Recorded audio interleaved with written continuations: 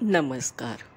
आजचा विषय आहे की ज्योतिषशास्त्रामध्ये एकच कुंडली घेऊन जन्मकुंडली असते आणि आपण ती विविध ज्योतिषांकडे गेलो. अनेक ज्योतिषी त्यांना आपण जर ती कुंडली दाखवली तर प्रत्येकाचं प्रिडिक्शन वेगळं येतं, फलित वेगळं येतं. असं का घडतं? याचं काय कारण काय आहे? कारण जर आपण शास्त्र एकच आहे, तर एकच एक का येत नाही आहे उत्तर? याचं कारण असं आहे, ज्योतिषशास्त्र हे वेदांग आहे. अथांग महासागर आहे तो. आपण त्याच्यामध्ये एक गोता लावतो आणि मोती हातात येतात. जेवढे आपल्या हातात मोती येतात, तेवढंच नॉलेज आपल्याकडे असतं, तेवढंच आपल्याला ज्ञान प्राप्त होत असतं. ते आपल्या पूर्वसंचित पुण्यकर्मावर अवलंबून असतं, जे आपण कुंडलीमध्ये 5th हाऊसमध्ये कन्सिडर करत असतो. 5वं स्थान, पंचम स्थान, जे पूर्वसंचित पुण्यकर्म, त्यानुसार त्या ज्योतिषाच्या आकलनाची क्षमता असते. तेच अभ्यास तोच आपण करत असतो, पण वेगवेगळं आकलन होत असतं. ते शास्त्र.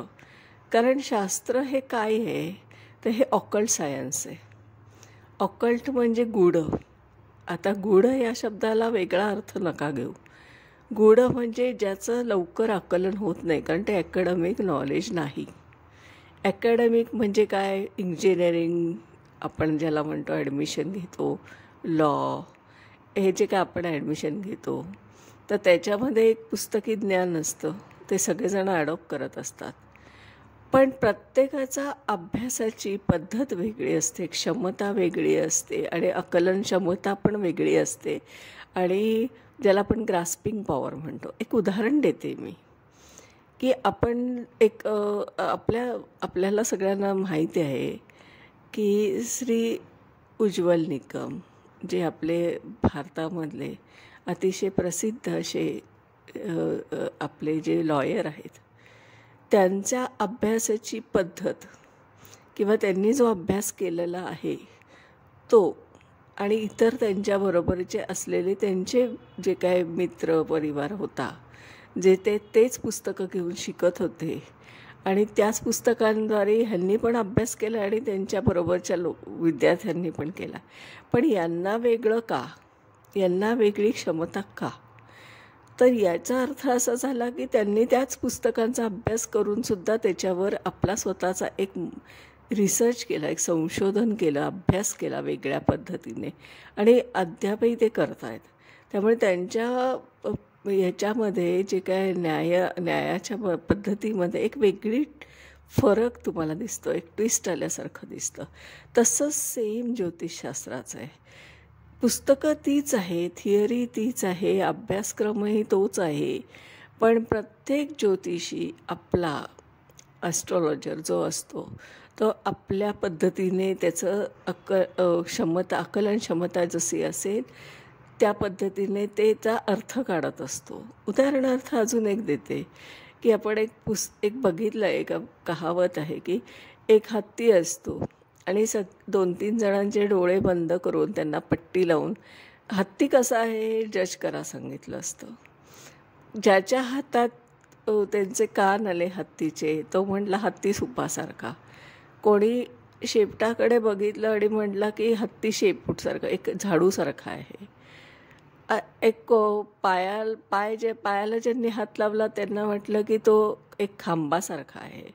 हे कसं झालं की आपण डोळे बंद करतोय आणि त्याला जज करतोय त्या हत्तीला. तसंच ज्योतिषशास्त्राचं पण असंच आहे. एकतर ते वेदांग आहे, त्याच्यामुळे त्याला असं 1 आणि 1च असं नाही, म्हणजे 2 आणि 2 4 असं होत नाही, तर 2 आणि 2 5 पण होत असतं. त्यामुळे पुस्तकीमध्ये जे अडकलेलं ज्योतिषशास्त्र आहे ना, हे प्रिंटेड वाक्य घेऊन आपण जे काय करतो आहोत की याच्यामध्ये सप्तमामध्ये मंगळ असणं, सप्तमामध्ये शनी असला की असं होतं, आणि 12 घरांमध्ये एखादा ग्रह ठेवायचा आणि त्याच्यावर आपण बोलून आपण त्याच्यावर खूप ज्ञानी असल्याचं सिद्ध करायचं, तर ही चुकीची पद्धत आहे. कारण की आपल्याला हे कळलं पाहिजे की त्याचा वेगळा अर्थ पण असू शकतो. नक्षत्र वेगळे असतात, चरण वेगळे असतात नक्षत्राचे. ते पण खूप फरक पडतो. आपण इतकं जात नाही, आपण ठोकळा कुंडलीचाच अभ्यास करत असतो. होतं काय त्याच्याने की ज्याला जितकं अभ्यास केलेला आहे, जितकं आकलन झालं आहे, जेवढी क्षमता त्या आकलनाची आहे त्या व्यक्तीची, त्याप्रमाणे त्याची प्रिडिक्शन होत असतं. त्याप्रमाणे त्याच्या क्षमतेने तो प्रिडिक्शन करत असतो आणि म्हणून एकाच जन्मकुंडलीचं प्रिडिक्शन वेगवेगळी ज्योतिषी मंडळी वेगवेगळ्या पद्धतीने सांगताना दिसतात. आणि मग आपण त्याच्यामध्ये निगेटिव्ह बघतोय का पॉझिटिव्ह बघतो, हा पण एक विषय येतो. आता हे सगळ्या याच्यात नको पडूयात, कारण की हा सगळा विषय वेगळा आहे आपल्या दृष्टीने. फक्त आपला मुद्दा हा आहे की फरक का पडतो. एकाच जन्मकुंडलीवर सगळ्यांचं प्रिडिक्शन सारखं काही येत नाही, हा मुद्दा आहे. दुसरं असं आहे की अजून एक विषय असा बोलण्यासारखा आहे की आपण प्रिडिक्शन करताना प्रत्येक वेळेस ग्रहाचं भ्रमण बदललं, म्हणजे की आता कुंभेत गेला आहे रवी, मग आता सगळ्या राशींना हे फळ, किंवा आपण मंथली करतो, डेली पण प्रिडिक्शन करत असतो, किंवा आपण एखाद्या मासिकात वार्षिक पण ऐकतो, कॅलेंडरच्या बॅकला पण लिहिलेलं असतं राशी भविष्य, मेष राशीला हे फळ. हे काय आहे माहिती आहे का, हे वरवरचं नॉलेज आहे. हे जस्ट एक आपण एंटरटेन म्हणूयात ना, त्याला काही हरकत नाही, असाही शब्द वापरला तरी काही हरकत नाही, ते योग्यच ठरेल. कारण हे काय आहे, हे काय असं प्रत्येकाच्या आयुष्याला ते लागू होणार नाही, एका वाक्याने काही ते भविष्य होत नसतं. त्याचा असा अर्थ असतो की ते आपण ते प्रिडिक्शन करताना जे काय मंथली किंवा डेली किंवा हे जे काय आपण ऐकतोय बघतोय सगळं, तर हे एक सहज आपण एक गमतीचा भाग म्हणूया किंवा एक एंटरटेन म्हणूया. हे काही शास्त्र नाही. शास्त्र काय आहे तर ते सांगते. एकतर पहिली गोष्ट, 2 जन्माला जेव्हा मुलं येतात, जुळी मुलं, तीसुद्धा सेकंदाच्या फरकाने असतात, मिनिटाच्या फरकाने असतात, तरी त्यांचं नशीब वेगळं असतं, त्यांचं प्रारब्ध वेगळं असतं आणि त्यांचं आयुष्य पण वेगळं असतं. इतकं जर त्या जुळ्या मुलांच्या बाबतीत असू शकतं, तर एवढ्या पृथ्वीवरच्या सगळ्या मेष राशीवाल्यांचे भविष्य एकसारखे कसे असू शकतील. किंवा उदाहरणार्थ 12 राशीचे जे काय असतील त्यांचे सगळ्यांचे कसे एकसारखे असू शकतील, हा प्रश्न आहे. याचं कारण असं आहे की आपण नक्षत्र, चरण, नवमास सगळं बघितलं पाहिजे. हे सगळा साकल्याने अभ्यास केला तर प्रिडिक्शन होत असतं. हा झाला एक मुद्दा. दुसरं असं की आपण जनरली, माझ्या असं बघण्यात आलेलं आहे की कसं आहे की मी माझा अभ्यास तर चालूच आहे, 17 वर्षापासून करते आणि मी ज्योतिष विद्यार्थीच आहे. मी तुम्हाला म्हटले की मला काही असं हे स्वतःचं एक पदवी घेऊन काही बसायचं नाही किंवा मी कोणी गुरु वगैरे काही नाही. मी एक ज्योतिष विद्यार्थी आहे. मी अनेक अभ्यास केले आणि मी जस्ट एक परीक्षा देताना निरीक्षण केले की कोण कशा पद्धतीने शिकवतं, कोणाचं कसं पद्धतीने अभ्यास करण्याची पद्धत आहे, शिकवण्याची पद्धत आहे, यासाठी अनेक क्लासेसला गेली, अनेक ठिकाणी मी गेली. परंतु मी त्यांना हे सांगितलं नाही की मला काही येतं आहे. मी एक अज्ञानी असल्यासारखी मी तिथे दाखवलं आणि मी त्यांच्या पद्धतीकडे ऑब्झर्वेशन केलं. तर मला असं लक्षात आलं की प्रत्येक वेळेस कुठे कुठे जेव्हा मी शिकायला गेली त्यावेळेस त्यांनी मला ठोकळा कुंडलीवरूनच शिकवण्याचा प्रयत्न केला किंवा थिअरी जी काय आहे ती देऊनच शिकवलं आहे. थिअरी मला जी शिकवली ती मला ऑलरेडी येत होती, परंतु मी ते माझं अज्ञान आहे असं दाखवून, कारण मी सांगितलं असतं की मी खूप आधी अभ्यास केलेला आहे तर समोरच्या व्यक्तीने मला शिकवलं नसतं. मला एक पद्धत बघायची होती की कोण कसं शिकवतं आहे, कोणाची पद्धत काय आहे, आणि म्हणून मला ते माझं अज्ञान दाखवावं लागलं होतं. पण मी ॲक्च्युली मला सगळं कळत होतं ते, पण मी अज्ञानी आहे असं माझं एक ॲक्टिंग म्हणा तशा पद्धतीने मी करत होती. मग माझ्या असं लक्षात आलं की प्रत्येकजण उठतं आहे, नवमासचा विचार करत नाही आहे, ठोकळा कुंडली घेत आहेत, ग्रह घेत आहेत, त्याच्यावर बोलत आहे, ग्रहांवर बोलत आहेत. पंचांग कसं शिकवायचं तर पंचांगामध्ये काय शिकवलं तर पंचांग किती डीप आहे, पंचांगाचा ॲटलिस्ट आपण अभ्यास करायला गेलो ना तर 2 दिवस पण कमी पडतात शिकवायला. इतका डीपली पंचांगाचा अभ्यास आपण करू शकतो. कारण पंचांग हे काय असं वरवर शिकवण्याचं नाही आहे. मग ते मला आढळलं की पंचांग कसं शिकवलं गेलं आहे किंवा मग ग्रह घेतले. आता अर्थात 2 तासात कोण काय शिकवू शकणार, हाही एक कपॅसिटीचा प्रश्न आहे. वेळेचं पण बंधन असतं आणि त्यात आपण इतकी थिअरी शिकवू शकत नाही, ही रिॲलिटी आहे. मग आपण त्या एवढ्याशा ज्ञानावर घेतो आणि मग त्याला आपण ज्योतिष विशारद, ज्योतिषशास्त्री, ज्योतिष पद्धतीने आपण डिग्र्या घेऊन आपण खुश होतो. मी पण ती डिग्री माझ्याकडे आहे, पण मला ऑलरेडी बेस होता. पण मी फक्त एक डिग्रीसाठी ते परीक्षा देऊन आणि मला एक ऑब्झर्वेशन करायचं होतं की अभ्यास पद्धती काय आहे असू शकते, प्रत्येकाची शिकवण्याची हातोटी काय आहे, पद्धती काय आहे, या पद्धतीने मी ते बघत होते. ऑब्झर्वेशन होतं माझं. ते माझा एक प्रोजेक्ट रिपोर्ट होता.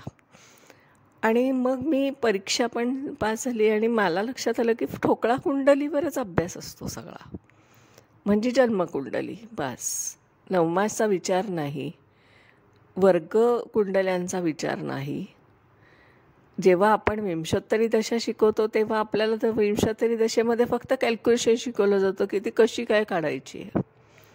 कॅल्क्युलेशन तर रेडी रेकनरसारखं ऑलरेडी आहे ना, सॉफ्टवेअरमध्ये, ॲपमध्ये, सगळीकडे. प्रिडिक्शन नाही. प्रिडिक्शन मला कुठल्याही कार्यशाळेत, कुठल्याही क्लासेसला, मोठ्या नामवंत अशी संस्था ज्याच्यातून मी परीक्षा दिली तिथेसुद्धा मला प्रिडिक्शन शिकवण्यात आलेलं नाही. याचं कारण असं आहे की प्रत्येकाला फक्त आपलं थिअरिटिकल नॉलेज द्यायचं आहे दुसऱ्याला आणि त्याला आपण म्हणायचं की आम्ही शिकवतो आहे किंवा मी शिकते. तर हे सगळं मला आढळलं, म्हणून मी याच्यावर स्पष्टपणे बोलते. आता दुसरं असं आहे की मग त्या नॉलेजला जितकं काय ते 2 तासात आपल्याला समोरच्याने शिकवलं आहे तेच नॉलेज आपण ग्राह्य धरायचं आणि त्यालाच आपण घेऊन परीक्षा द्यायच्या आणि नंतर आपण प्रिडिक्शन करायला लागायचो. ते वरवरचं नॉलेज झालं. आपण स्वतःचं वाचन केलेलं नाही, चिंतन केलेलं नाही, मनन केलेलं नाही, आपल्याला त्याचा अर्थ कळून घेतला नाही, स्वतःला शिकवलं नाही. तर आपल्याला ज्योतिषशास्त्राचं प्रिडिक्शन करताना, जे कुंडलीचं प्रिडिक्शन करताना आपल्याला जेवढं नॉलेज आलं आहे, जेवढी थिअरी कळली आहे तेवढंच आपण ते व्यक्त करत असतो. आणि म्हणून एकच जन्मकुंडली जेव्हा आपण अनेक ज्योतिषी मंडळींकडे देतो त्यावेळेस प्रत्येकाचं प्रिडिक्शन वेगवेगळं येतं. कारण आणि अभ्यास कसा केला आहे त्याच्यावर ते अवलंबून असतं. अभ्यासाचं किंवा आकलन क्षमता हे सगळं मॅटर करतं तिथे. आता दुसरा मुद्दा असा आहे की मग घटाघटाचे रूप वेगळे, प्रत्येकाचे दैव वेगळे, असं आपण ऐकलं आहे. हे आपण गाण्याच्या स्वरूपात ऐकलं आहे ना. घटाघटाचे रूप वेगळे, प्रत्येकाचे दैव वेगळे. दैव जर वेगळे आहे, प्रत्येकाचे रूप वेगळं आहे, म्हणजे सांगायचं काय आहे ज्योतिषशास्त्राच्या भाषेत, तर प्रत्येकाची जन्मकुंडली वेगवेगळी आहे. जन्म वेगवेगळ्या वेळेस होतो, वेगवेगळ्या राशी असतात, वेगवेगळे नक्षत्र असतात, वेगवेगळे नवमास असतात, नवमाशाचे चरणं असतात, त्याचं पास्ट लाईफ कर्म असतं जे 5th हाऊसमध्ये असतं, पंचम स्थानात. त्याचं भाग्यस्थान असतं 9म स्थानात. त्याचे त्रिकस्थानं असतात 6, 8, 12, षष्ठस्थान, अष्टम स्थान आणि व्ययस्थान. त्याचे अपचय स्थानं असतात. आपण हे विचार करतो का? 3, 6 आपण ज्या पद्धतीने म्हणतो ते चढत्या क्रमाने असतात. 3, 6, 10, 11 हे जी काय आहेत. आपण 12 घरांना विभागणी का केलेली आहे, अशी टायटल का दिली आहेत? मग 6th हाऊस, 8th हाऊस आणि 12th हाऊस असं आपण त्रिकस्थानच का म्हणतो? त्यांनाच का म्हणायचं त्रिकस्थानं? ते काय काम करतात असं त्रिकस्थान असल्यावर वेगळं? एक लक्षात घ्या, मी एक भवात पद्धत तुम्हाला कालच्या ह्याच्यात मी बोलली आहे की भवात आणि जे काय पारंपरिकमध्ये आहे भावात आणि तसंच जैमिनी ज्योतिषमध्ये आपण बघतो आहोत की अरुढा लग्न. हा जो फरक आहे ना दोन ज्योतिषशास्त्राच्या पद्धतीत, सेम तसाच आपल्याला इथे आढळतो आहे. षष्ठ आणि अष्टम स्थानाचं नातं काय? तर विचार करा. अष्टमाचं अष्टमाचं पंचम काय आहे? अष्टमाचं पंचम हे लाभस्थान आहे. लाभ कशाचा? लाभ कशाचा होतो? अष्टम स्थान हे मृत्यूस्थान आहे, आपण त्याला मृत्यूस्थान म्हणतो. मग मृत्यूस्थानाचा पंचमाशी काय संबंध आला? पंचमाचा आणि मृत्यूस्थानाचा अष्टमस्थानाचा काय संबंध आला? तर अष्टमस्थान हे मृत्यूस्थान म्हणजे काय फिजिकली मृत्यू का? तर नाही.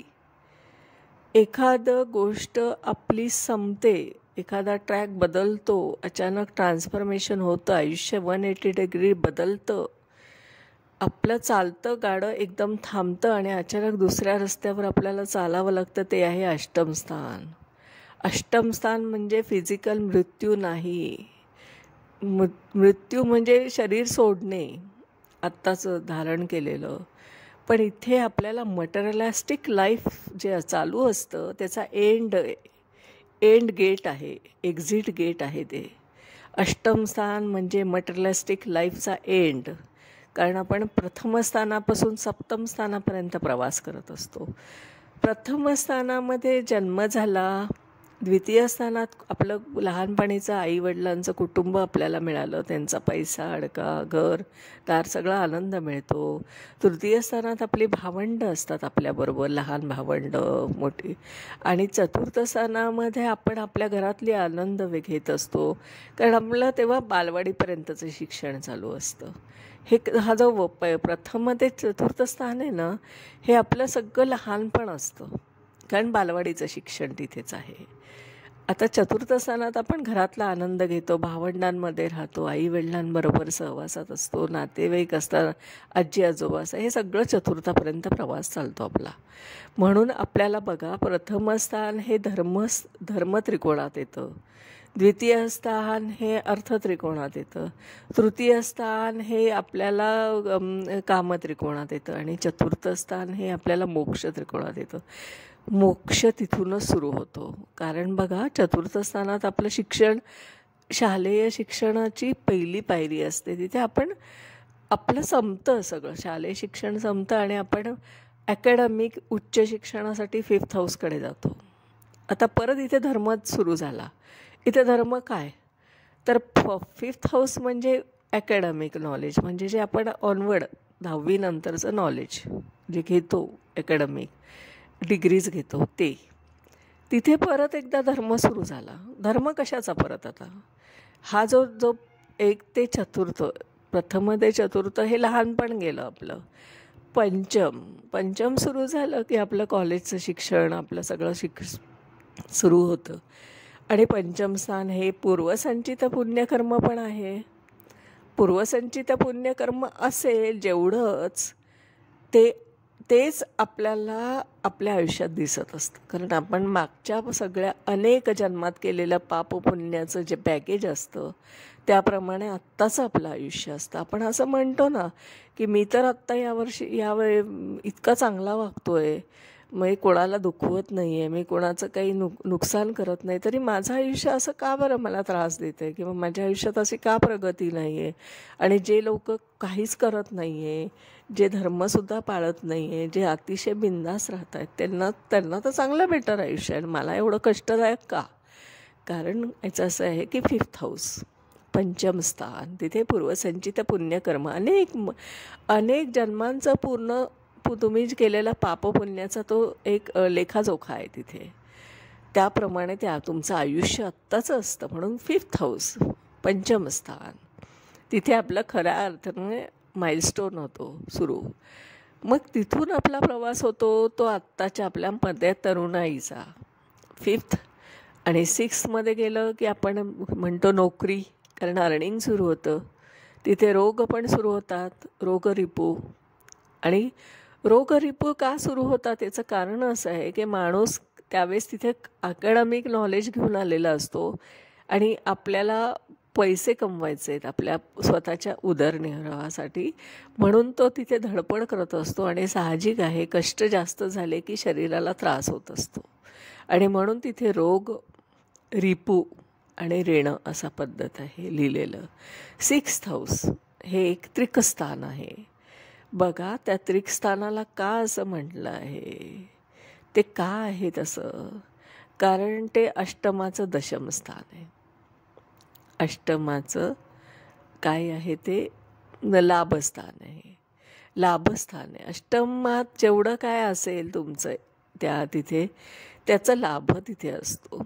आणि सप्तमामध्ये काय आहे? पुढे जातो तो सप्तमामध्ये, तर सप्तमामध्ये त्याला त्याची स्पाऊस, पार्टनर, लाईफ पार्टनर, काय जे काय मार्केट प्लेस, सगळा जो आपण विचार करतो ते त्याला मिळतं. आणि 5th हाऊसमध्ये संतती पण असते, तर ती संतती सगळं प्राप्ती होते. आणि तो सप्तमापर्यंतचा प्रवास तो जीव करतो आणि तो अष्टमाकडे जायला लागतो. जेव्हा त्याच्या आयुष्याचा प्रवास अष्टमाकडे होतो ना, त्यावेळेस त्याचं मृत्यूस्थान काय आहे? तर त्याचं सगळं आयुष्य पूर्ण झालं आहे. मटेरियलिस्टिक लाईफमधलं त्याचं आयुष्य पूर्ण उपभोगून झालेलं आहे.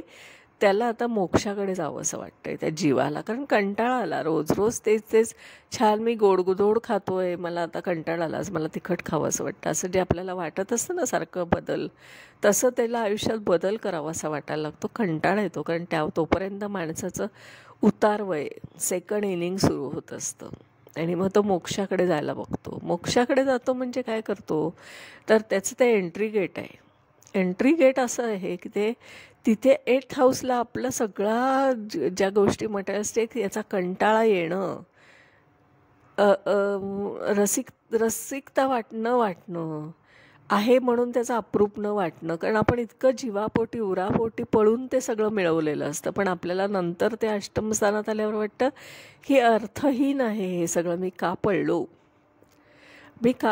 एवढा या सगळ्या पैशाच्या मागे, या धावपळीत, या रॅट रेसमध्ये. तर त्याला तिथे जाणवतं, आणि तो खरा मृत्यू, कारण विचारांच्या प्रभावामुळे त्याला जाणवतं की मी ही जी काय धडपड केली आत्तापर्यंत, सगळं हे काय मिळवलं आहे, घर दार गाडी घोडं सगळं, ज्याला आपण वैभव म्हणूया, हे निरर्थक वाटतंय मला. याचा मृत्यू होतो अष्टमस्थानात. अष्टमस्थान म्हणजे काय? शरीर सोडणं नाही, एक्झिट होणं नाही. मृत्यू म्हणजे मृत्यू नाही, तिथे मृत्यू असा होतो. आणि मृत्यू असा होतो म्हणजे अष्टमस्थानामध्ये जेव्हा तो जीव येतो, ती व्यक्ती येते, तिचा प्रवास सुरू होतो, तेव्हा तिचं आयुष्य 180 डिग्री बदलतं, ट्रान्सफॉर्मेशन सुरू होतं. म्हणजे कसं होतं की आपण जसं जंक्शनला गाडी येते, मी एक उदाहरण देते, आपण कल्याण जंक्शनला आलो तर आपण प्लॅटफॉर्म बदलतो की नाही? तिथे जंक्शनला गाड्या बदलायच्या असतात, लोकल्स. आपण या प्लॅटफॉर्मवरून दुसऱ्या प्लॅटफॉर्मवर जातो आणि दुसऱ्या लोकलमध्ये बसतो. सेम आयुष्य बदलतं तिथे. पण हे बदलण्याची परमिशन कोण देणार तुम्हाला? तर तुमचं पंचम स्थान. कारण अष्टमाचं ते काय आहे? अष्टमाचं हे नवम स्थान आहे ते, हो की नाही? पण त्या नवम स्थानामध्ये काय आहे? तर तुमचं मागचं भाग्य आहे. भाग्यात काय आहे तुमच्या? जे काय तुम्ही बॅगेज घेऊन आला आहेत, जे काय तुम्ही पास्ट लाईफमधलं जे बॅगेज घेऊन आला आहे जन्माला, त्याचं पाप आणि पुण्याचं जे काय आहे त्याचा लेखाजोखा तिथे आहे. आणि तिथे आपण दळण लागल्यासारखं, कधी बाजरीचं कधी गव्हाचं. गहू म्हणजे आयुष्य चांगलं आनंदी, बाजरी म्हणजे आपल्याला आलेलं दुःख, त्रास, त्रागा, हे सगळं गहू आणि बाजरी याचं सारखं दळण चालू असतं. आणि आपलं आयुष्य सारखं बदलताना आपल्याला दिसत असतं. सेकंदाला आयुष्य बदलतं, कारण ग्रहांची अलाइनमेंट होत असते. अष्टम स्थानात आल्यावर त्या व्यक्तीला पुढे नवम, दशम, एकादश आणि व्यय अशा स्थानांचा प्रवास करायचा असतो त्या जीवाला. परंतु ते डिसाईड कुठे होतं? तर अष्टम स्थानात. अष्टम स्थान हे गेटवे आहे, गेट पास आहे स्पिरिच्युअल पाथवेवर जायचा. पण जर त्याचं पास्ट लाईफ कर्मा म्हणजे त्याचं नवम स्थान, ज्याच्यामधून उलटं पण काउंट केलं तर अष्टमाचं नवम स्थान म्हणजे पंचम स्थान आहे. आता त्या पंचम स्थानामध्ये जर त्याचं पुण्य संचित मोर दॅन इनफ असेल, पूर्वसंचित पुण्यकर्म मोर दॅन इनफ असेल, तर त्याचं एंट्री गेट पास उघडतो, दार उघडतं त्याचं. आणि तो नवम स्थानाकडे प्रवास करायला लागतो, म्हणजे स्पिरिच्युअल पाथवेवर प्रवास करायला लागतो. आता ज्योतिषशास्त्र हे सुद्धा एक वेदांग आहे, हे पण एक स्पिरिच्युअल पाथवे आहे. कारण ह्याच्यामध्ये तुम्ही एक साधना करत असतात, एक उपासना करत असतात. आणि त्या पद्धतीने जेव्हा तुम्ही ज्योतिषशास्त्रामध्ये जेव्हा अभ्यास करतात, त्यावेळेस अभ्यासाला लागतं, तेव्हा नक्की समजायचं की आपलं हे एंट्री गेट पास आपल्याला उघडलं आहे. कारण आपलं 5th house more than enough पुण्यसंचित, पूर्वसंचित पुण्यकर्म जास्त आहे. आणि म्हणून आपल्याला ज्योतिषच्या मार्गावर जाता येते, ज्योतिषशास्त्राच्या. कारण हे काही सगळ्यांनाच येत नाही आहे. कुटुंबात एखादी व्यक्ती किंवा समाजात एखादी व्यक्ती इकडं तिकडं ज्योतिषी शास्त्रामध्ये अभ्यास करताना दिसते. असंख्य लोक नाही. ॲकॅडमिक ॲडमिशनसारख्या इथे ॲडमिशन घेतल्या जात नाही, होत नाहीत. ॲडमिशन होतात, पण ती व्यक्ती तेवढी ते आकलन करू शकत नाही. हे त्याचं 5th हाऊस सांगतं, म्हणजे पंचम स्थान. आणि अष्टम स्थानामधून तो नवम स्थानाकडे जातो, मग तिथे भाग्य उघडतं. भाग्य कशाचं? तर स्पिरिच्युअल पाथवेचं भाग्य. भाग्य मटेरियलिस्टिक लाईफचं नाही, म्हणून नवम स्थान आहे. म्हणून जेमिनी ज्योतिषशास्त्रामध्ये जेव्हा तुम्ही दशा करतात ना, राशीच्या दशा, त्या नवम स्थानावरून ठरतात. कारण हा नवीन प्रवास सुरू होतो तुमचा स्पिरिच्युअल पाथवेचा. नवममधून तो दशममध्ये जातो, दशममधून एकादश, आणि मग नंतर तो व्ययस्थानात म्हणजे मोक्षाकडे जातो. हा जी 4 घरं आहे आपल्याला, जी काही स्थानं आहेत, हे अनसीनमध्ये आहेत. आपल्याला हे दिसत नाहीत. अनसीन पॅसेज जसं असतो ना, अनसीन म्हणजे काय, जे दृष्टीला दिसतच नाही आहे, अव्यक्त आहे ते. व्यक्त माणूस फक्त मटेरियलिस्टिक लाईफमध्ये असतो. अव्यक्त जीवाचा प्रवास हा नवम स्थान, दशम स्थान, एकादश स्थान आणि व्ययस्थान, इथे अव्यक्त प्रवास आहे जीवाचा. तुम्हाला दाखवता नाही येत बोटाने किंवा असं निदर्शनास करून आणू नाही शकत की ही व्यक्ती स्पिरिच्युअल पाथवेवर चालते. ती समाजामध्ये सगळे त्यांचे क्रियाकर्म करत असते, रोल करत असते, भूमिका निभावत असते, पण ती आतमधून तिचा इनर प्रवास चालू असतो, इंटरनल प्रवास चालू असतो. ती बाहेर व्यक्त होत नसते, कारण तेवढी तिच्यात शांतता आलेली असते. दाखवण्याची गरज तिला पडत नाही त्या व्यक्तीला किंवा त्या जीवाला. आणि म्हणून ती लोकं तुम्हाला शांत झालेली दिसतात. आर्ट ऑफ लिव्हिंगचे सुद्धा लोक तुम्हाला एका विचाराच्या पातळीवर गेल्यासारखे दिसतात.